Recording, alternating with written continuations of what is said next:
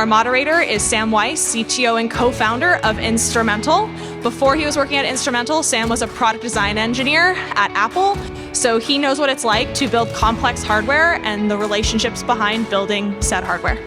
Take it away, Sam. Woohoo!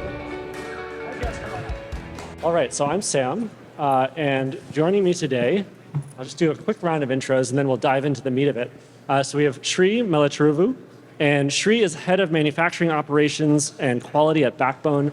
Previously, he was leading manufacturing data at Reality Labs for Meta. Morgan Teachworth is former senior vice president of engineering at Cisco and previously VP of product engineering and supply chain at Cisco Meraki. And Andrew Sherman, he's CEO and co-founder at Arch Systems, one of our sponsors here today, working with manufacturers, getting their data, getting value out of the data coming off their manufacturing floor. Anna mentioned at the start of today that we don't have a CM representative on this panel, but Andrew, I'm hoping you can give us your insights from working closely with those manufacturers. I was one of those people reaching out to the CMs who said they were going to come and then couldn't quite make it, but glad to be here. Awesome. And let's start with you, actually. Let's start with that.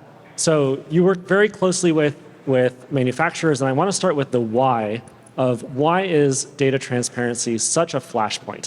Why is there so much resistance to sharing that data with brands about yield, about defects? What's the risk that they fear? So so you guys know if my perspective is worth it or not, our software's installed in hundreds of tier 1 EMS factories in 10 plus countries, like Flex, Jabil, Plexus, Sanmina, these kinds of EMS. And I meet with the C-level leaders of these companies every week. Some of them are on our board of directors as well. So I guess the question, Sam, is like, why are they nervous to share data? Yeah. I mean, number one, it's cost, it's margin. The margins can be as low as 2%. Sometimes they're higher, thank goodness for the CMs. But I think they're worried if they just were to carte blanche, like share the whole data set, that it could be used to, that isn't what your quote said. Like, actually, you're moving faster here, whatever it is. I see some material margin, all the different ways that you might cut down the cost. And that's just existential to the business model to be able to make margins wherever you can on these contracts. And Sri, you are the customer of these CMs. What is your reaction? Hi, I'm Sri. I would say that the incentives are different. As a brand, we are not looking at replacing any of our suppliers.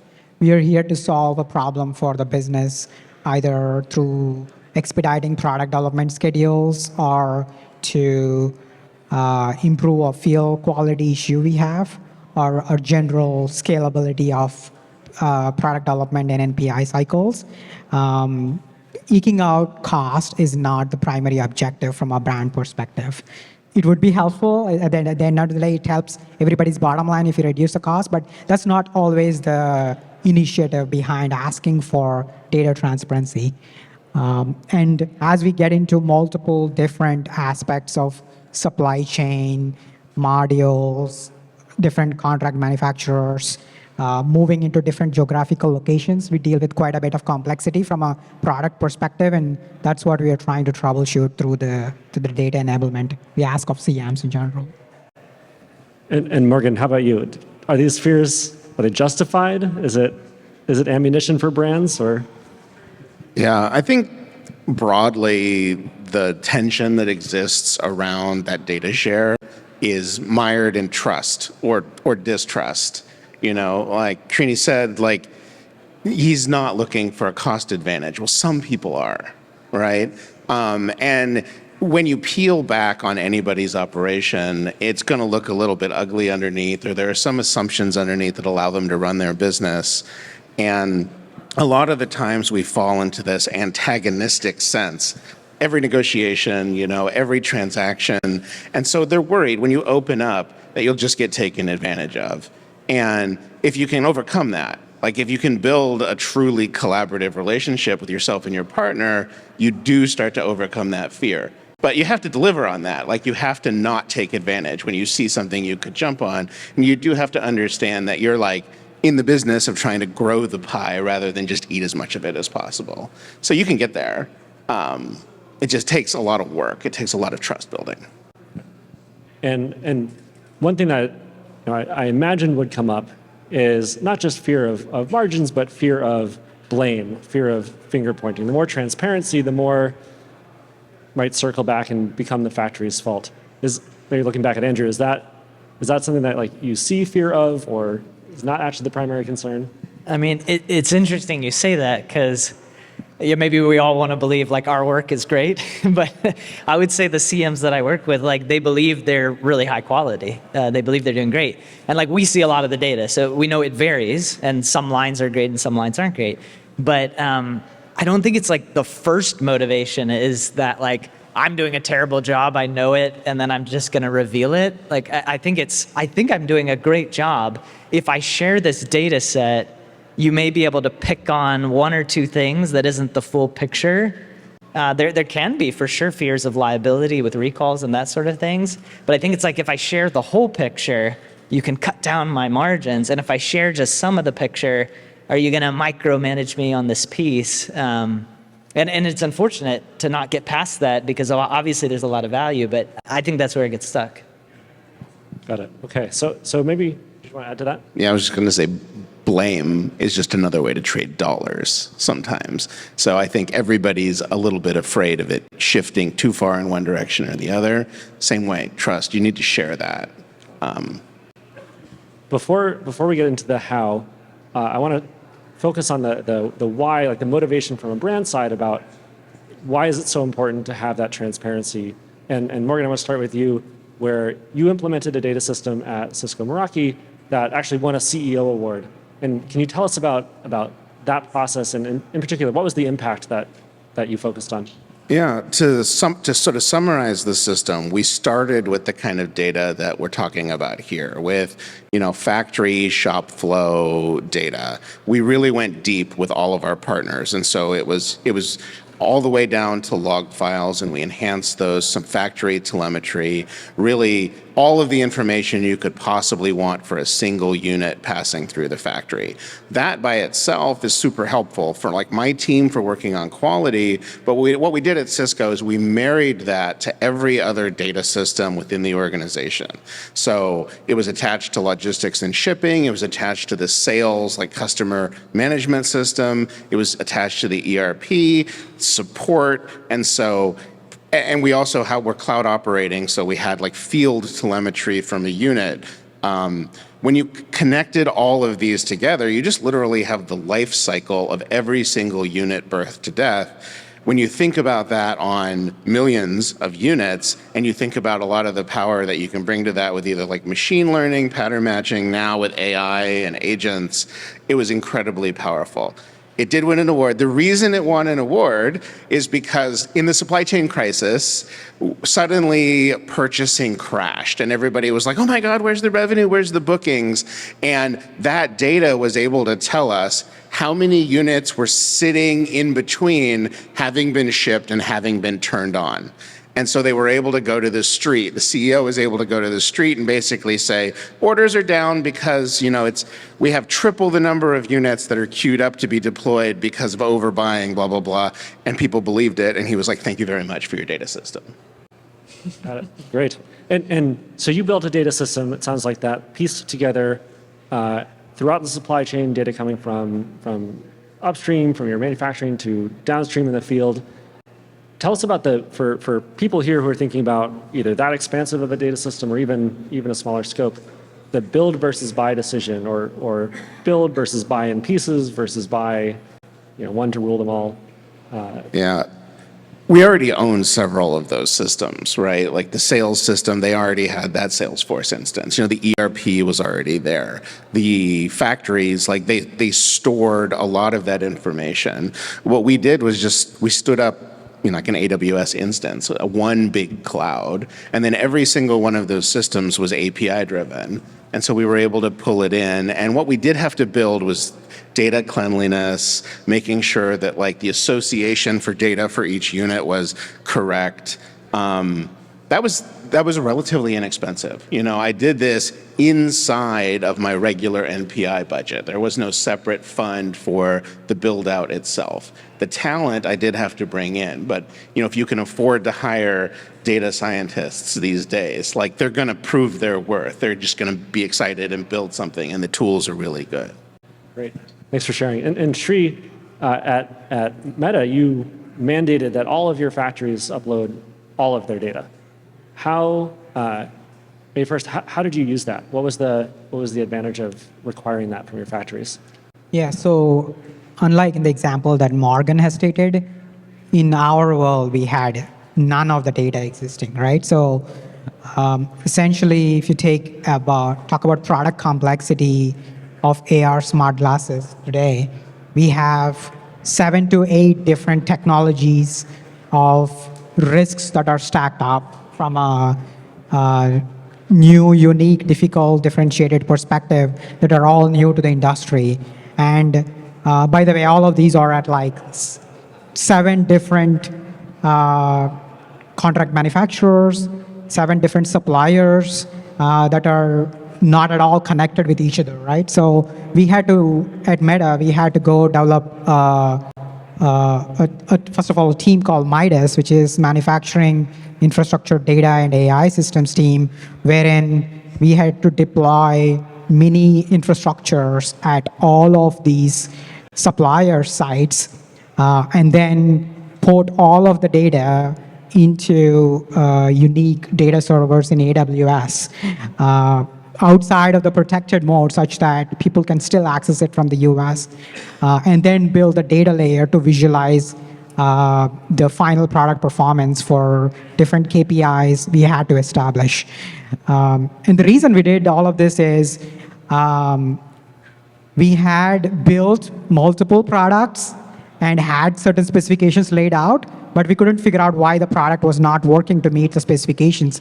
And the number one problem we had was data was siloed, data was invisible, data was not connected, and then a bunch of engineers were getting Excel sheets from suppliers to then triage what the issue was, and then go back and do this in a manual fashion tens and thousands of times, because this is not even in the same realm of data we are talking about as we go through multiple supply chain nodes. So we had to then architect a data system topology, implement it, execute it, and then cleanse the data, and then visualize it. And our end customer was engineering team that was trying to solve a technological problem they have to meet product KPIs, pretty much. And so we talked about some pieces of sort of upstream, so collecting data from supply chain, final assembly. How far downstream, and this could be for Sri or Morgan, how far downstream does this go? Where does that value either stop, or how far can you get value down that product life cycle? So I would say we go as deep as tier 3 supply chains, because there are multiple system integrators that actually take various display and optics and audio components and then integrate them together. And then on the right side, it goes all the way to the field failures, because you have to then do box builds, correlate all of the final product performance metrics back with the module supply chain. And then once the device launches in the field, then you get a bunch of user parametric telemetrics data or a certain product KPIs that we're looking for that then had to be correlated back from the service and distribution operations back into supply chain. So we had to almost integrate 4 different layers of supply chain, starting from modules and electromechanical, mechanical, box builds, and then the distribution sides at the end. Great. I agree on the downstream. I think we go the same distance kind of all the way to the end, right, on the downstream. In terms of upstream, you know, the first stage of implementing it was working with our direct manufacturers. And so we get all of that final test and assembly data for sure, and like lot information from their reels. Would I love to get more information, like go back deeper into it? Yes, but it's this just geometric tree of complexity. So I think over time, we'll identify components, or we'll identify sub-assemblies, or we'll identify like chipset vendors, And that will be a separate argument. Like, how far in terms of serialization and test data can we actually push back? And right now, I think we're near a point of diminishing returns on that. But some bug will come by and make me realize that I really want that data, and then we'll pick that fight. So let's start talking about the how then, on the notion of picking that fight. And in particular, Shri, at Meta, you have a lot of weight to throw around. At Backbone, you're operating as a smaller company, a smaller team. How do you actually access that data, get the manufacturers to provide that data that you need? How do you do that when you don't have Meta's resources? A lot of this starts with commercial negotiation.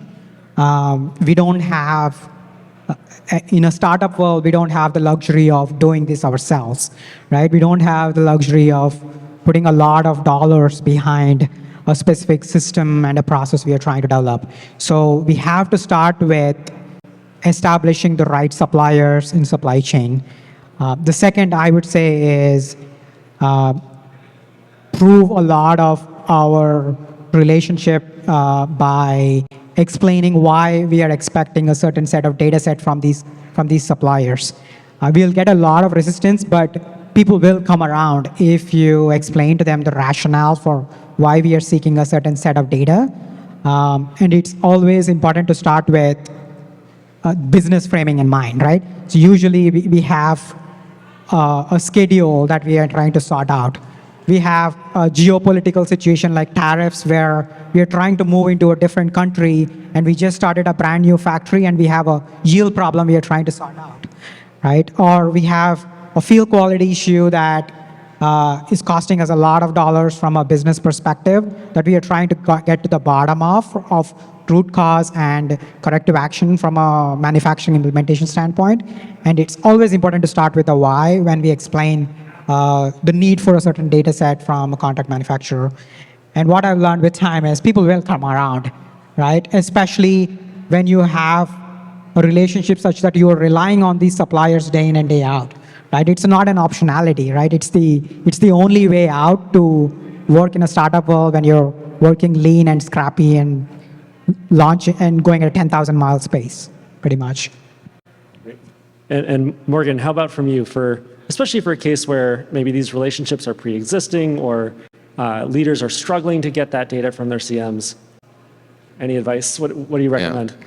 Well, I can't wait to hear what the best how is for them. But I know that the best how for us was to start with an easy request. Oh, you already have this data. Why don't you just dump it in the cloud? I promise to take a look at it. I'll never bother you about it. I just want to see it.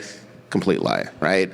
After you've got it and you're starting to process it, and it didn't cost them anything to give you that first step, then, I don't know, the best analogy for me is how do I get my children to clean their room, or how do I get them to clean their data? Truly, you just introduce the natural consequences of having a messy room or having messy data, and you annoy the crap out of them by pointing out how messy it is and making requests. Could you find that book? I've been wanting that book. Where's that data? I just can't find it in what you gave them.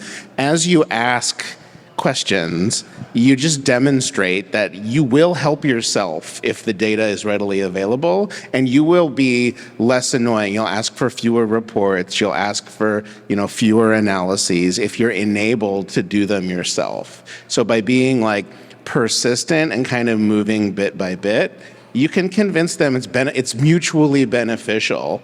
Unfortunately, part of that benefit is getting you off their back. But in the end, they will see the other benefits of having cleaned up and presented their data in a meaningful way and sharing it. Got it. I did not expect to get parenting tips today, but I appreciate that too. So Andrew, what's your take? Is there a line between persistence and partnership here? Is there another avenue that you've seen work? And maybe how does Arch cross that bridge? I mean, I agree with Morgan, something you said, which is if a manufacturer already has the data available, you say, look, it doesn't cost you anything to put it there. So manufacturers that have advanced data systems already in place, the sort of things that Instrumental and Arch provide, then things are already sitting there structured. That makes it easier, right? And so that's that's a positive that's happening. You know, we're in a world where in the past, manufacturing has chased low-cost labor, and low-cost labor typically means less data because you have less automation. When you have to have high levels of automation, you have to orchestrate things together. But I think the way that things are changing, automation is accelerating. There's a push towards data just across the world. So we're going to see like more adoption of data systems. Therefore, it's already there. Therefore, the cost is less. But I think the other thing that Morgan said is, and Sri, you said this too, it's like you give the business case. I've never seen a top EMS say no when the business case is clear. If it's like, I need this test data to be able to root cause this problem. Or we were dealing with one recently where the brand asked for a big tranche of data and the EMS is just saying, you know, no, why would you need that? And then they say, I need to speed up my NPI because I've got my own silicon here and I'm not getting it to my developers fast enough to get ahead of my competition. And all of a sudden the whole conversation changes because it's like, wait, you're not trying to like micromanage me here. Like I wasn't thinking that much about the speed of your NPI. I spend my day thinking about my uptime, downtime, quality margins, especially when we get to mass production. And some of these same lines at the CM, the same buildings are used for all of the above. They're used for NPI, they're used for mass production. So in a way, I'm repeating what I think Sri and Morgan said, but I think it's correct. It's like really clear business case, and then your CMs having tools that lowers the cost, and then you as the brand like knowing about those tools so that you can make it easy for them to understand how to give it. And then, you know, definitely we're working in the side of the world of trying to allow some of the top EMS to be more proactive and realize this could be a strategic advantage. And some of them are realizing that increasingly.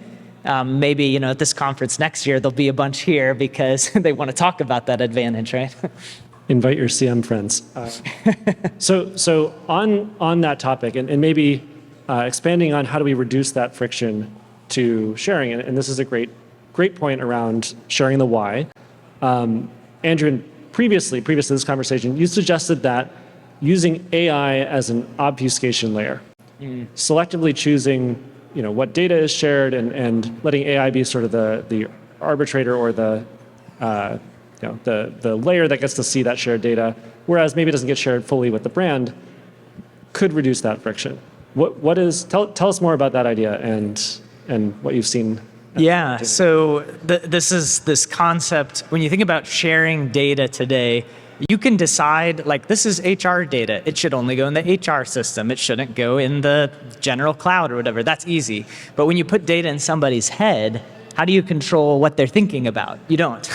But AI is now a thinking machine, right? It's a steam engine for the mind. And so if you could give a general data set to a mind that is only allowed to compute one use case. I'm only allowed to find quality correlations. I'm not allowed to detect that you should be, giving me a lower cost because you could be producing faster. Your test machines aren't actually the bottleneck. You don't need this many people at this test station.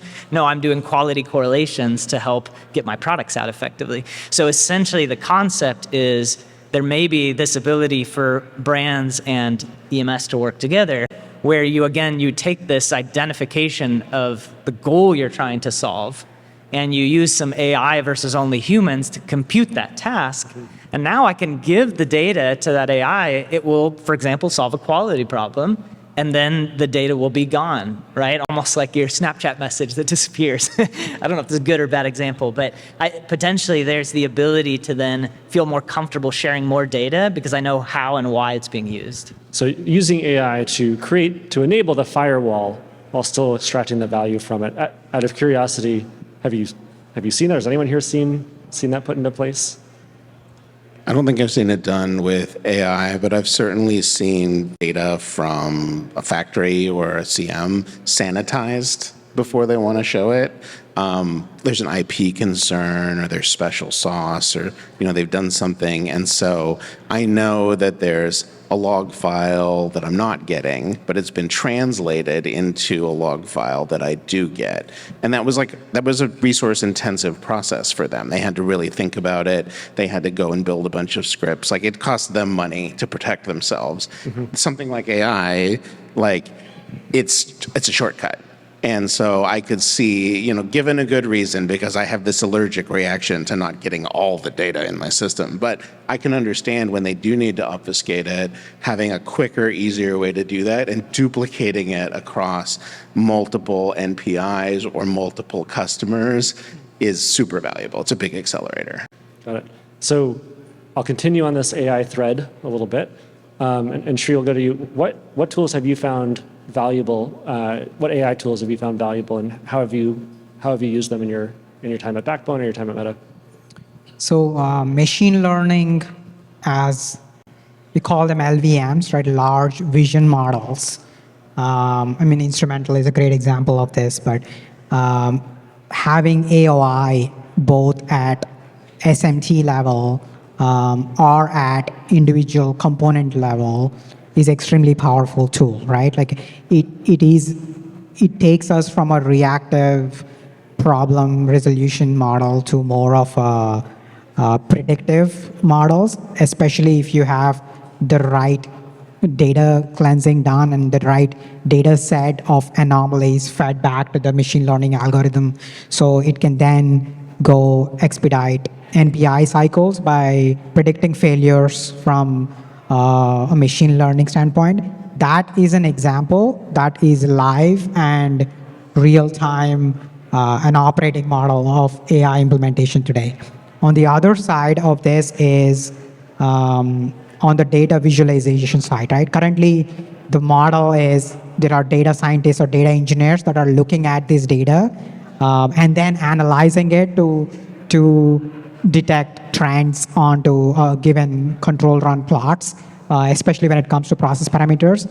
I can definitely see that AI taking a big leap forward as far as doing that in a more autonomous forward 2 to 3 years from now, for sure, right? So to get to a point where it's more predictive, more analytical, but also replace the human operator in the way. Not to 100%, there'll still be some reinforcement learning and some level of human sanitizing that has to get done, but AI can do the first level of data analysis and data visualization that data scientists are doing today. Thank you. And Morgan, how about you? Yeah. Yeah. We were definitely inspired by starting to work with Instrumental so many years ago, because back then it was, do I sit and look at all these photos, or does somebody take them and look at them for me? And then like the automated anomaly and the finding of the things that like you'd never thought to look for, and that even with your eye you probably wouldn't have noticed because you weren't looking for them. It inspired the same behaviors when we started to do it with data.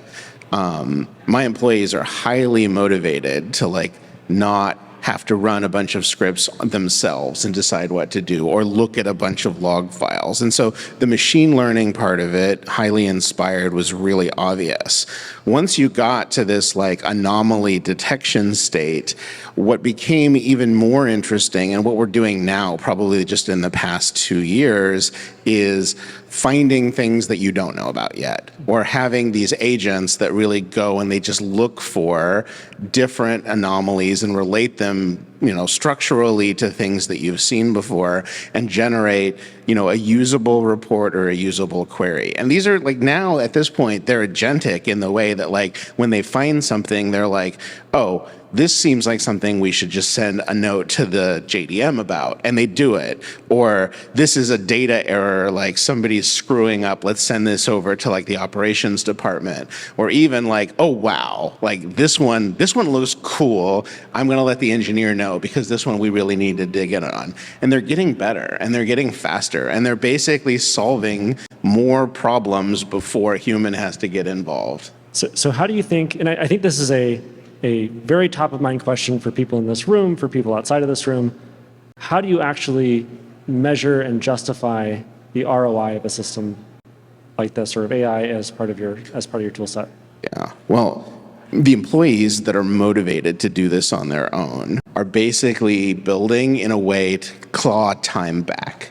And so across a number of data scientists or a number of engineers that have been working with this data, I've started to sort of loosely calculate how many humans worth of work the AI is doing. At Cisco, we have this badging system. It's like blue badge full-time, red badge contractor. So we kind of call them black badge employees, fully AI agentic black badge employees. How many of these do you have? Are they doing the work of a junior employee? Are they doing the work of one of my senior data scientists? Over time, there's this like dark matter of how much work is actually being done.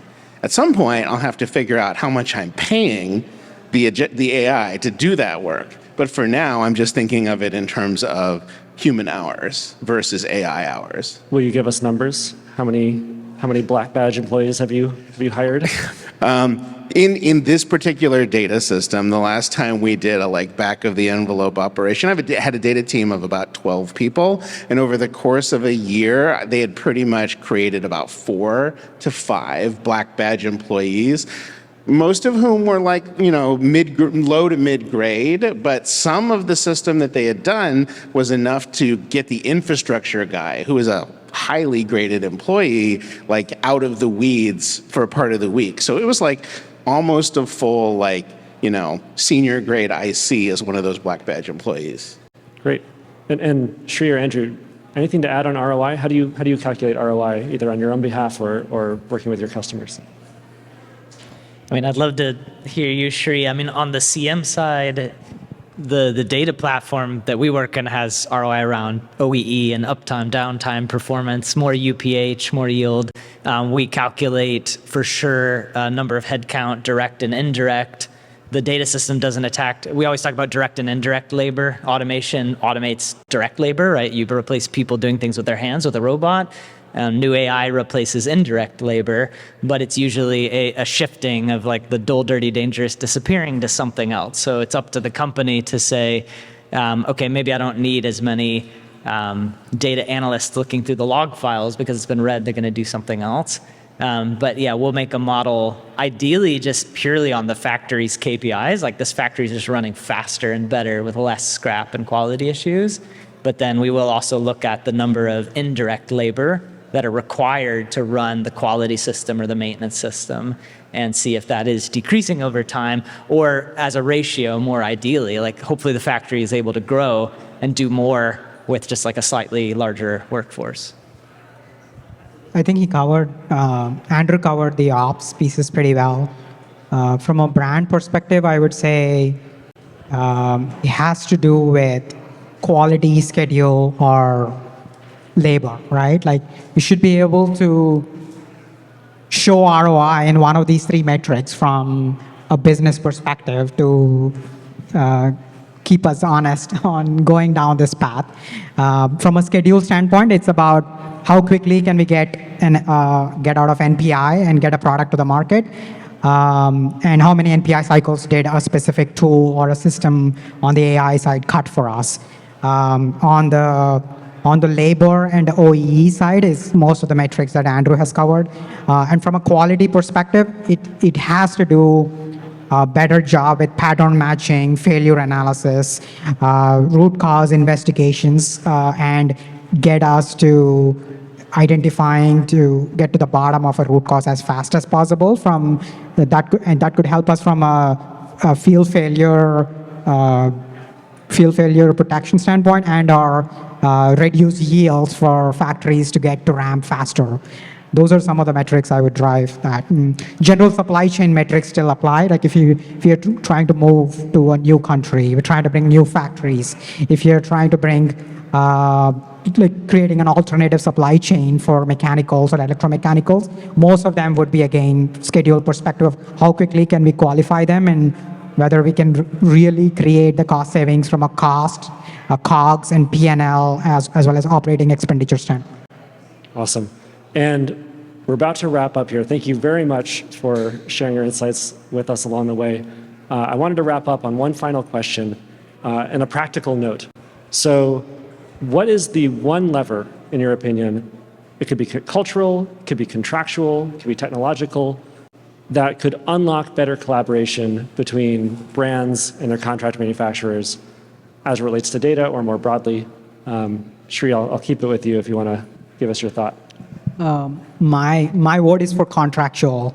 At Meta, we really struggle with data, right? Like having vendors share the data, and the only big way forward of that is to talk about data needs at the early stage of a program as clearly as possible and articulate the dependencies from a brand and a customer standpoint and from a supply chain relationship standpoint as clearly as possible, and contractually agree on an arrangement at the early stages of the program. That was what we had to do over time to get both the supplier and the brand on the same page. Great. Morgan, thought to share? I'm going to go with cultural. I've spent a lot of time in sort of a JDM environment where the culture of collaboration starts with the beginning of a program, and then it goes all the way through. Having a supplier, and whether that's a joint design or whether that's an EMS, feel a sense of ownership and collaboration in a program, like you can't replace that. When it comes down to sharing the data, when it comes down to caring about the data, it matters a lot. At the end of the day, like, you know, it's my name on the product and the customer's calling me because I'm upset. But when I call, you know, my partner with a problem, I want them to really feel like it is their problem, not because I'm holding it over them, but because they worked really hard on that and they were on that journey too. And this is where I think that the data pendulum is going to swing back at us. Today we're talking about how do we convince our partners to just give us all their data. Tomorrow we'll be talking about like how our partners are coming to us for broader insights into our other systems. We have all the data. They only gave us a piece of it. What can they learn from everything we know to build a better product, to design a better product, to fix their operations in a really closed circle way? And you know, you'll have CMs up here telling us it's so hard to get data out of customers. It'll be an interesting conversation. I can't wait for that session.